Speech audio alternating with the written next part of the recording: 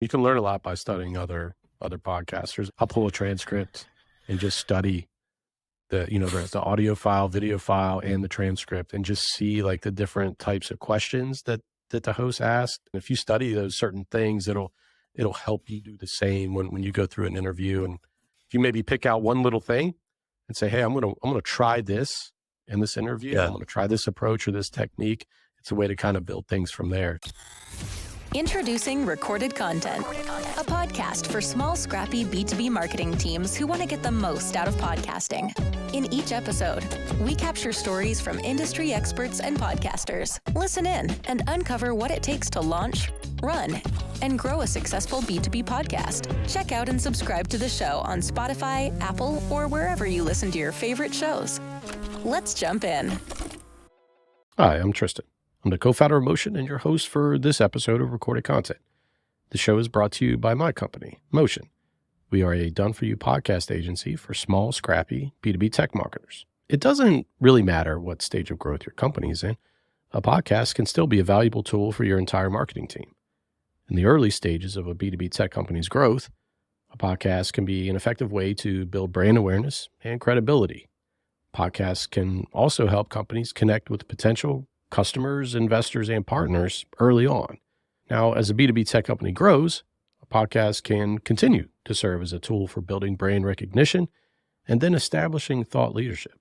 However, it can also be used to generate leads and drive sales at that point. By featuring guest experts, highlighting case studies, or hitting on industry trends, a podcast can provide valuable information that can help potential customers make informed decisions about purchasing your company's products or services. Now, in the later stages of growth, a podcast can be an effective way to engage and retain customers as well. By providing ongoing education and updates in your industry, a podcast can help customers get the most out of their investment in your company's product. Recently, I had a conversation with Emir, the co-founder at HockeyStack. HockeyStack is a startup that provides B2B companies with a single analytics and attribution solution. And Emir had me on his company's podcast, which is in the very early stages of development. And during our conversation, we talked about how I got into podcasting, and then we also covered how a podcast can really help a company in all stages of growth. Hey, Tristan, welcome to the show. How are you? All right. Thanks for having me, Emir. Appreciate it. Yeah, so as we were talking about, this whole series is about launching a podcast for B2B companies. Yeah, and you have a unique position in the market because you run Motion Agency, which is an end-to-end production agency for podcasts, and also you do clips and post-production material. How did you get into this, first of all? Yeah, good question. I think like most people, you kind of fall into something. It wasn't it wasn't something that I set out to do when I got out of undergrad, but I've always my first entrepreneurial effort was as a video production company. So I had a previous agency before Motion. It all focused around creating television commercials, web video ads, things like that for a variety of organizations. And I built that company up and to about 25, 30 people. And then I exited that agency and started Motion. And Motion started as a video agency, predominantly focused on creating content for B2B tech companies. So we did a lot of animated videos. We did a lot of about us videos, promo pieces for companies. And then what we started to see was customers kept asking for like a recurring content plan. So a single one-off video was okay, but they wanted to be able to build something that stayed in touch with their customers, that helped their customers on a consistent basis. And so we started to develop shows for companies, mostly in the audio format. But then we started to figure out, like, why are we just doing audio? Why can't we add this layer of video that really capitalizes on the expertise of our internal team, add design elements, and then build this out into a show that really creates everything from audio content to the video content and then to written content from there. So we just really stepped into that process, and now that's really all that we do is create podcasts for tech companies. Yeah, from what I've seen from like a couple people is doing podcasts as a full-time job. is somehow all these people are like in love with podcasting, in love with the like art, in love with the podcast as a marketing channel, in love with all of that. Why do you think that's the case, or is it just me? Yeah. So why do people fall in love with podcasting, right? I think you don't really know the impact of podcasting. I actually had a post about this on LinkedIn maybe a couple of weeks ago, but you don't really know the full impact of podcasting until you actually go through the process. Because there are a lot of things that you don't think about up front as a host or as a producer. You don't really understand the benefits until they're actually right in front of you.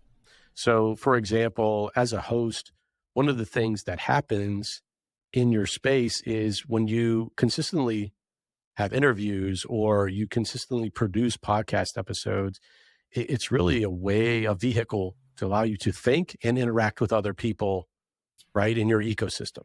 And so there are a lot of benefits to that. You build relationships naturally by having conversations with people. You get a chance to summarize information that you learned, whether that's writing or developing video content that stems from your conversation. And then you also just really get to capitalize on what's going on in your industry. And you get to learn more and stay ahead of the curve. So I feel like there's just a lot of benefits when you're involved with podcasting that are actually realized after you do 20, 30 episodes.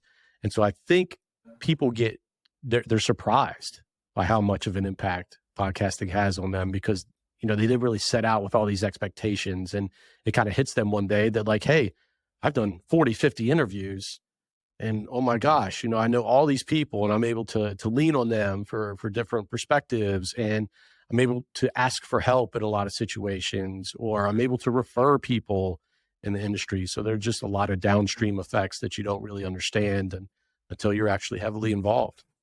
Yeah. So you have produced Nick Bennett's Rep Your Brand in a new show, and you're a proud sponsor of that.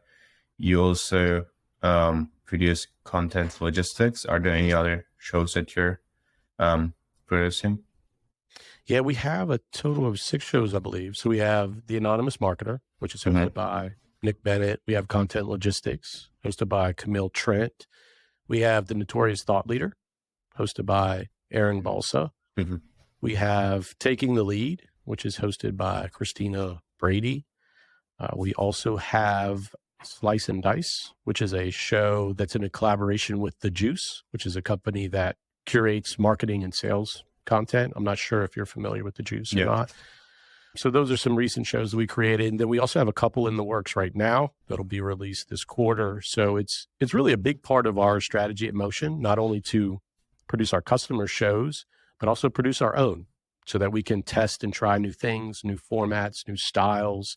It's really a playground for us to practice. And like I said, just trying new things. And that will allow us to then apply it to our customer shows and help them out as well. And how do you, if I have an idea for a podcast and I come to you, what's the process up to that to work on the idea and then launch the show?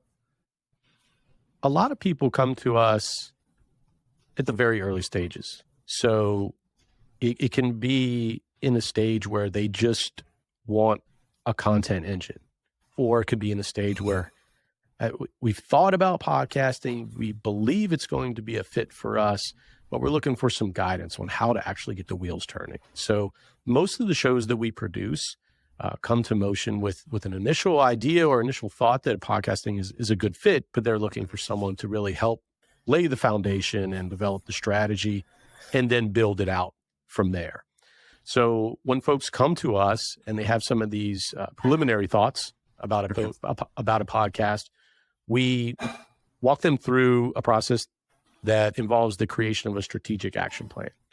And that's a document that we really focus on up front to lay that foundation and establish that blueprint that then becomes the building block for all of the episodes and all the content from there. And within that strategic action plan, one of the first things that we do is create a theme statement. And that theme statement is a mission statement, what have you, that is what really sets the stage for everything that we do, whether that's an episode, whether that's the visual framework, cover art, video content. And that's a statement that basically identifies the specific audience that you want to connect with, and then how you're going to help them. And if you build those two things into that theme statement, everything else stems from there. Okay. And so I'm curious, Emir, one question for you. Yeah. So like, how did you start yours? Did it start with, kind of the strategy in place, or did you just start recording? Kind of what was your process there? Yeah. So I just went into it, and right now I'm like rethinking the whole strategy, because the like thought behind it was, as you mentioned, I was not really aware of the effect of podcasting might have on our business. So it was just to meet with interesting people that you cannot otherwise. So I just sent out a couple of cold emails, like 5 to 10 to people that I don't know. If we have never met, they have never seen me on LinkedIn, they have never seen me on anywhere else. And then I got like, out of the 10, probably 6, 7 accepted it. And then like once I did those first 10 interviews, I was like, wow, I now know there's 10 people that I would never know otherwise. And they're also like either turning into a customer or another sort of partnership. So for example, I reached out to Tom, and then we did a podcast, and then I was on his podcast, and then we recorded another episode for this series, and then now we are becoming a sponsor of his podcast. So otherwise, if I have cold emailed him and then asked, like, can we be a sponsor of the show, we might not have like gotten him all that stuff. And then later on, I was like, we need to turn this into something else. And then we create a media department inside Architect with its own brand, its own landing page. This podcast, 2 newsletters, LinkedIn posts, all the like non-optimized content just for thought leadership. And then we added this podcast onto that as well. It's called The Flow now. And then now I'm rethinking all the strategy behind it to like how we grow it, how we can grow it. So before to redistribute the content, like from a 40-minute recording, I can get easily 8, 9 clips out of it. And now like we hired a designer to help with creatives on the ads and then sometimes videos. But now I'm also thinking of if we should be like working with an agency like yours, so then we can get more out of these clips, get like more quality stuff. I'm investing in my equipment. And I'm like thinking of the strategy right now. Yeah. What's a good way to start, Emir? Like a lot of times, and customers come to us after that stage as well. So, I just had, I believe it was last week or an upcoming episode of our own podcast where a lot of companies start a podcast without actually launching one. So they'll actually do these internal interviews first, or they'll do some early conversations. Yeah. Go through the practice. Yeah. And then you don't have like this pressure to launch a podcast. You kind of work through some of those kinks beforehand, kind of get a sense of how you'll structure an interview or maybe how you want to change the angle of the show. And then that's how you can build it from there. So it's still a good strategy to go through some of those skills or goes through some of those activities, build those skills before you actually launch the show. Yeah. And interviewing internal team members isn't like a really good strategy because normally you would interview people. Like I think there's a balance between them. Maybe you can do like 70% interviews, 30% internal, because when you do internal, I learned this from Mike, by the way, during the other episode.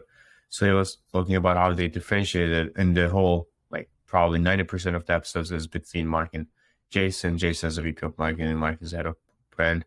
And he said that this like puts them as the expert in the area, rather than if you interview someone, the other person is usually the expert in the topic that you're talking about. I think there's a value for that as well because the expertise comes to your side as well. But I think that's a pretty solid idea. Either to start a podcast, because then you don't need to cold email people. You just have the first 10 episodes with your own team members, and then it also puts you as an expert in the topics that you're talking about. That's right. Yeah, a big mistake that I think folks make is they set out to just follow one format and kind of one style and do it 100 times. But I think it's a lot more fun and it's a lot more advantageous if you have different formats and you mix it up like you're talking about. Maybe one week you bring on an internal subject matter expert and you have a conversation between two people at Hockey Stack, for example. Or next week you bring on a guest that allows you to build a relationship with somebody external to the organization. Yeah, and also an important thing is probably most of the podcasts also are doing this. You like record maybe twice per week, but then you launch the episodes every 2 weeks. So even though you meet with those people, you get the value, you don't need to launch it every single week because there's like editing, there's like social media posts, there's like clips, all that stuff. You don't need to do that stuff, but you still can record every single week, maybe like every day if you want to meet with new people, get their opinions, and then save it on your website and then launch it 2 weeks later. Or that's right. Whatever you want. Yeah. So if I have a podcast and then I don't have the strategy, but I like launched 30 episodes and I come to you and I say, oh, I need to work on the strategy right now. How would you go with that? What's the process there? Yeah, I think the first step is to go through that discovery process. I think one of the first things I would do is ask you why you wanted to start a podcast. Like, what was the spark that said, hey, we want to try this content initiative? I always like to understand where that comes from. It comes from a variety of different reasons.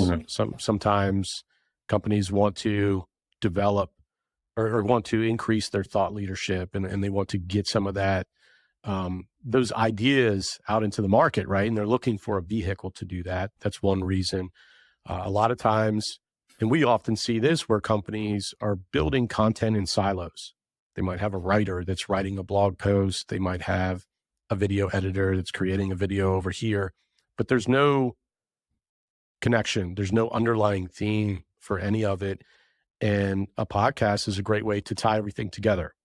Back to that theme statement that we talked about, Emir, if you create that theme statement, and if the purpose is to help a specific set of customers or a specific audience, then that allows you to pull a lot of things in and create kind of this underlying structure that is really all designed and built around your ideal customer. And so it sounds like you're leaning towards creating maybe this separate website, this separate entity, right? That has content designed to help your audience. And we're doing a lot of that work even more and more so now because it's a way for the organization to like disconnect the show from their company, so where it's not like in your organization's name in the podcast, the objective is to help the audience versus help the company get more leads. And I think that's one way to do it is where you just really disconnect it from the brand or just show that it's supported by or sponsored by the brand. But the idea is to help the customer in the long run. So that's what I would do is just focus on the intention, like what was the spark that set out the creation of a podcast to begin with, and then understand a little bit about what has worked so far. What do you like about the interviews? How did you go about structuring those? Understand what you like and dislike, and then go down that process to really develop a strategic action plan from there with a rock solid theme statement that you can build everything else from. And can you give an example of that theme statement? Yeah, so the theme statement has a couple parts, but it really starts with the audience. And we encourage people to get as specific as possible.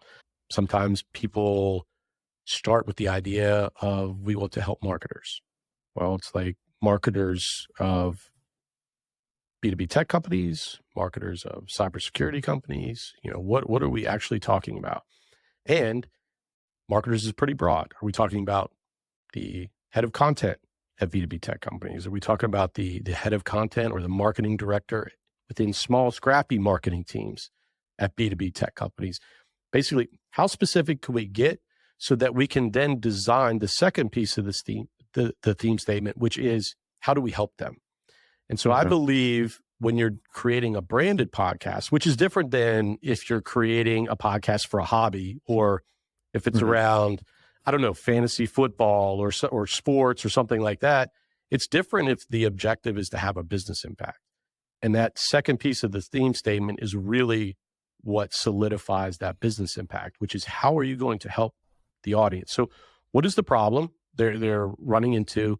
And then how are you going to explore that problem and that conflict within the podcast? And if you can combine those two things together, that's really where you get a good foundation for your show. And then that allows you to tie every single episode with a very clear objective back to that theme statement. Yeah, that's a pretty solid process there, by the way. Yeah, and my last question is, over the years, what are some things that you learned about podcasting and launching a podcast for different brands and different people? I think that the one thing, and I actually talked about this on LinkedIn today, is that the main thing behind podcasting is it's not a one and done project, right? So back to that scenario where I was talking about video projects, which I did a lot of times early on in my career. We would produce these very huge television commercials, and we would work for weeks on a 30-second spot. The script was 30 seconds, and we would work for weeks to identify the production aspects and plan the production, find the talent, and then we got to set the crew up. We got to do all of this. Then we got to go into post-production and get everything in place. And then once you're done, it's like you take a deep breath and it's like, all right, that was a 30-second video. And, it's great, right? It worked. It airs on television, but there's nothing that then links it to the next thing that you do. It might be a single campaign, but there's no underlying theme that allows your organization to build on something. So with a podcast, it's a unique medium because you set this theme statement up front, and then you go on a journey with your audience. So there might be some things that you are an expert in and you can help them, but there are other things that you might be not as familiar with. And then that's when you can bring on other external individuals to provide their perspective. So with podcasting, the biggest thing I've learned is that you consistently add layers, and you learn each and every time with each and every episode. And I really don't think there's any other medium quite like it that allows you to explore topics of interest while also getting better as a marketer each and every time. Yeah, I really relate with that actually like especially the last sentence, because you also get better over time, either at like podcasting, either at asking questions, and also getting the inspiration that you want. And also when you listen to a podcast, you only get the answers to the questions that the host wants to ask. But if you're on the podcast, if you are the host, then you ask the questions that you want to get answered from the expert of the area. That's right. Yeah. What's been the biggest thing you've learned so far? You mentioned 10 interviews, right? But what stands out? The biggest thing that I learned about like getting guests on the podcast is because many people, if they want to launch a podcast, they think like, oh, I cannot get this person, I cannot get that person because I don't know them. If you have a couple people in your network, that's how I did it. Have them on your podcast, and then when you send the cold emails, you can say, well, I had this person on the podcast, and I'm inviting this person, but I want to get to you first, kind of FOMO, and that really works well. That's something that I did for the first 10 episodes, and also in other areas as well. If you're selling, you need to create FOMO. If you're raising another round, you need to FOMO. So that's something that I learned during that process. And also, sometimes like the way that I asked questions before was somewhat different. Now I'm like asking more open-ended questions with that twist. Like, I don't say what you learned in marketing, I say what you learned by creating podcasts for 6 different people. Right. So that gives you a space to talk about your learnings, but also it has a like boundary. Yeah. Because before that I was like asking yes or no questions. Sometimes is this better than the other one? And it's really easy to say, yeah, this is better. And then when you say why, ask why, then they don't really have the answer. The way to ask questions and the way I approach new guests has changed fundamentally. I love that. That identifying questions and different techniques, that's something that I'm always working on too. Mhm.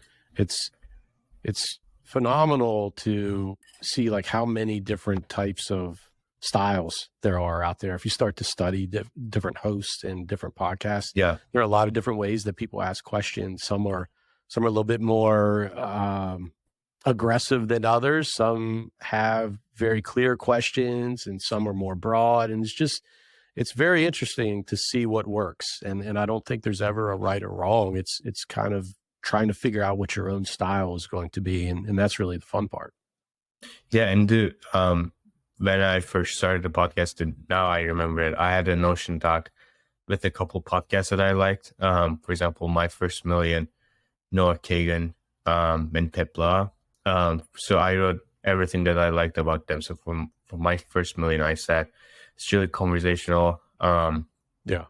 It's like random ideas sometimes, and they cut each other off. Like if they want to add something, they cut each other. They don't really wait for another 10 minutes so the other person talks. I like that. And also the like flow of ideas, you get inspired. I like that. For Noah Kagan, it's like conversational again. It's like the topics that I never thought about, like some random guy is making billions in Hawaii, and they get him on the podcast and then talks about that. And it's also just like business plus life. He talks about like getting retired. He talks about some random drug he took one day in Peru, stuff like that. And then I like added some stuff that I wanted to do on my podcast that people might like. So I said like in B2B marketing, podcasts are really formal.